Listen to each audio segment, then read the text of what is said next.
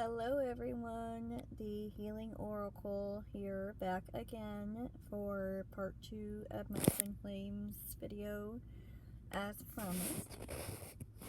If you haven't already, go back and watch part 1, because this is a carryover from part 1, of course.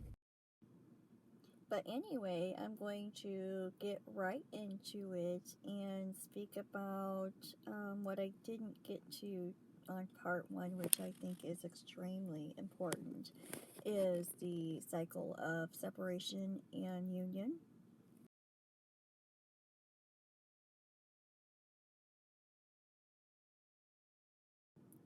So I want to talk about separation first.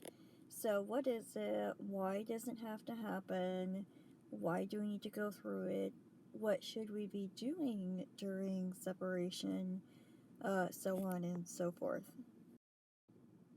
Now, believe when I say that separation is so important.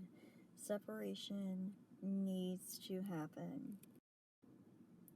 Separation needs to happen because it gives both parties a chance to go inward and reflect, and also learn how to correct the past in such a way that it allows them to be better for themselves and those around them in the future and the present, of course.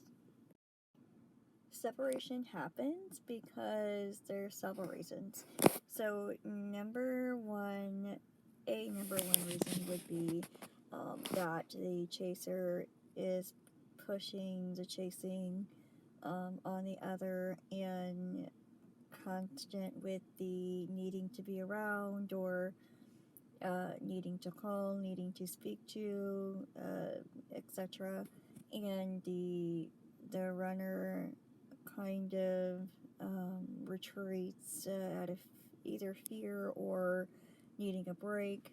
And that doesn't go to say that the chaser aspect, which most of the time is the feminine, most of the time, not all the time, doesn't decide that they need a break and decide to retreat as well. It could happen either way there. It's not always the masculine, it's not always the runner.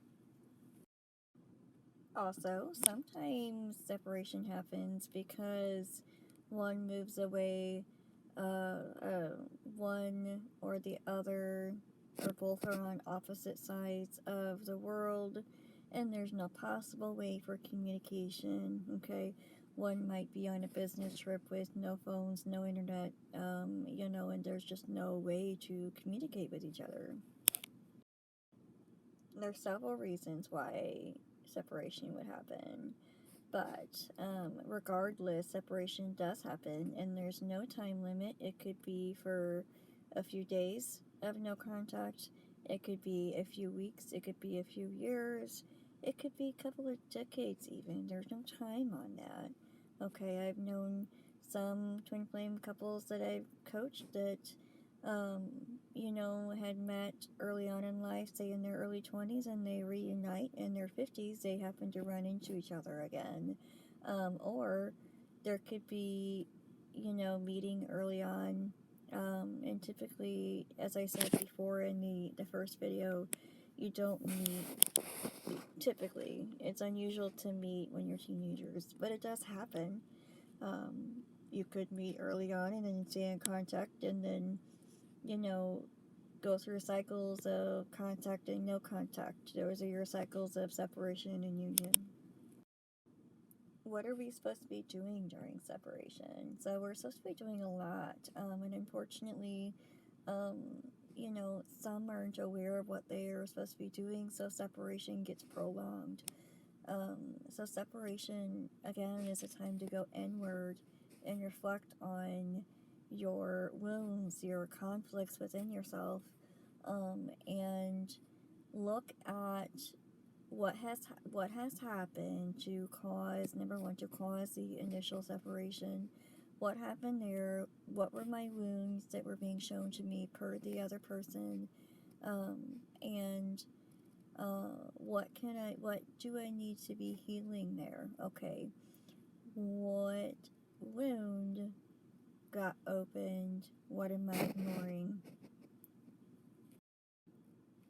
And then also during separation, the focus needs to be on the self. Sometimes, most of the time, I would say, if it's not a communication or a lack of communication as far as, no possible communication, I guess I'm trying to say, separation mostly happens because one or both parties was way too focused on the other and not themselves. Sometimes one can be so focused on the other that they forget about themselves and they forget that they are supposed to be working on themselves. That's the whole point of the twin flame mission. So then separation would happen, universe would push separation so that focus can be put right back on the self. So then focus inward, okay, and go in and focus on how to make yourself a better person for yourself and others around you, and how you can be more efficient in your hobbies, your job, your relationship, your employment, okay, for you, all right. And and that goes into a whole spiel of, don't focus on what your wants are. What do you desire, not what everybody desires for you. Okay, that could be a whole nother video. But yeah, focus on what you desire for yourself and how you feel you would be more efficient, not what others are wanting for you. Yeah, I'm very aware how much separation can hurt, and it gets wounds a going, and it's like pouring a salt into a wound that's been opened and opened and opened, and it can hurt sometimes, but that would be because you're so focused on the other, and you're focused on the lack of the other, not necessarily the present of yourself. And that's where the focus needs to be, again, is the present of yourself. And then you will find that the quicker that you redirect that towards self and self-love and self-appreciation and self-fulfillment, self-efficiency, that the shorter your separations will last. Now, you could be in a perfect state of union and separation will happen, and in that case I believe it's just a little hint of opportunity to redirect a focus somewhere where you're lacking, okay? And typically when you've mastered the cycles, and that does happen, you can master the cycles, your separations are only going to be for a very short time, and that's because you go right back into a focus on yourself, and then you learn to come out of it. You learn to keep that focus on self.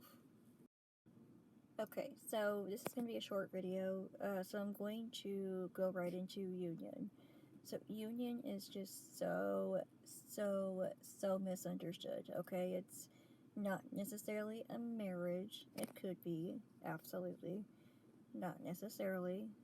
Union could just be a perfect, and I'm using perfect loosely, state of contact, understanding, unconditional love, okay, complete of each other, okay, and self, okay. And here's one big secret to union. We are born into union. We're never really not in union. When we come into this world, when we incarnate into this world, we are already in union. Alright? The masculine is already in the feminine, and the feminine is already in the masculine.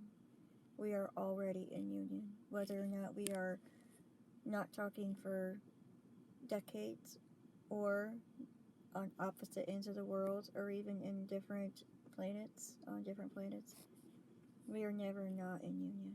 We are always in union. So, one aspect of this would be that union is aware of when you get to a state that you understand that that person has always been part of you and you have always been a part of that other person.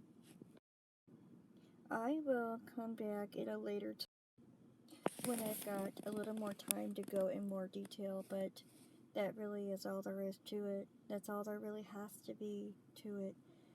So much is misunderstood, and so much is just taken so much energy and time that it really doesn't have to. It can be so easy if you let it be. As humans, we really make things so much harder than it really needs to be. So, I hope you enjoyed this, and I'll make a more detailed video later on. But in the meantime, thank you for your support. Like, subscribe, share, please. Help get the truth out. Thank you all so very much. Love and light to you all.